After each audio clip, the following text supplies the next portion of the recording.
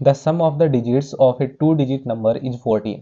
The number obtained by interchanging its digits exceeds the given number by 18. Find the number. तो ये question था set 3 का 2024 में. तो मान लेते हैं जब भी हमारे पास ये 2 डिजिट का नंबर के लिए बोलेगा तो जो 2 डिजिट नंबर है तो वो हमें मानना है 10x प्लस वाई की फॉर्म में. तो ये हमारा वो नंबर होगा, तो ये नंबर मानना है.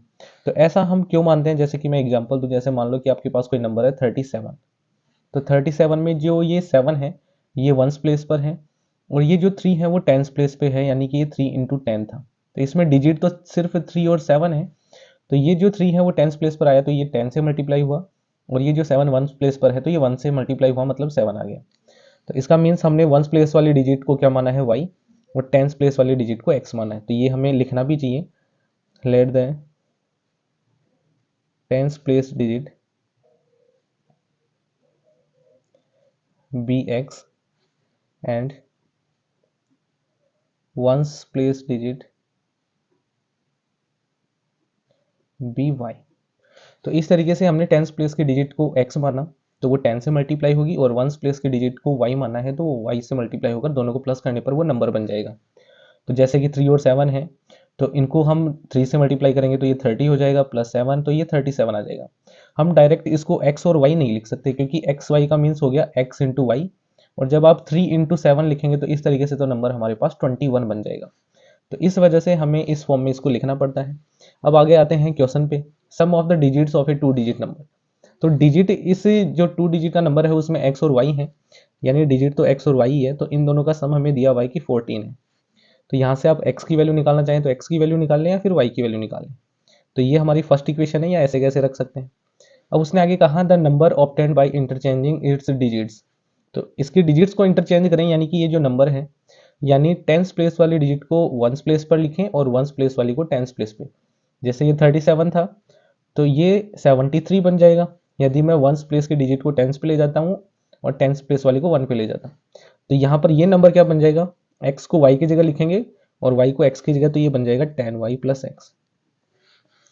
तो इंटरचेंज करने पर जो नंबर बना है वो क्या है, एक्सीड्स है द गिवन नंबर, यानी कि ये जो नंबर है और ये गिवन नंबर था हमारे पास 10x प्लस वाई, इस वाले से ये एक्सीड्स है 18, यानी इससे ये 18 ज़्यादा है तो इसमें 18 ऐड करेंगे तो ये दोनों इक्वल हो जाएंगे. तो यहाँ से भी हमारे पास एक इक्वेशन बन जाएगी. तो ये आ गया 10y, y को इधर लाएंगे तो ये माइनस वाई, ये प्लस में x था और ये 10x इधर ट्रांसपोज करने पर माइनस 10x हो गया और इक्वल में आ गया हमारे पास 18. तो 10y माइनस वाई ये बच गया 9y प्लस में 1x और माइनस 10x तो ये बच गए माइनस के 9y और इक्वल में आ गया 18. अब इन दोनों में हमें पता है कि 9 कॉमन है तो 9 को हमने कॉमन ले लिया तो बचा क्या y माइनस एक्स और इक्वल में 18. अब ये जो 9 है वो डिवाइड में चला जाएगा तो इधर बच गया y माइनस एक्स और इक्वल में 18 अपॉन 9. तो यहाँ से हमारे पास y माइनस एक्स की जो वैल्यू आ गई वो 2 आ गई. ये हमारी सेकेंड इक्वेशन है. तो जो फर्स्ट इक्वेशन थी वो थी x plus y equal to 14 और जो सेकेंड इक्वेशन है वो है y minus x equal to 2. तो इन दोनों इक्वेशंस को हम क्या कर लेंगे, ऐड कर लेंगे, क्योंकि x और माइनस एक्स कैंसिल हो जाएंगे, y और y 2y बन जाएंगे और 14 और 2 हो गए 16. तो y की वैल्यू कितनी आ जाएगी, 16 अपॉन 2 8 आ जाएगी. तो ये तो आ गई हमारे पास y की वैल्यू. और जब y की वैल्यू हम इक्वेशन फर्स्ट में पुट करेंगे तो यहाँ पर x प्लस वाई की जगह 8 लिख दिया इक्वल में 14 है. तो x इक्वल टू 14 माइनस 8, तो x की वैल्यू कितनी आ जाएगी, 6 आ जाएगी.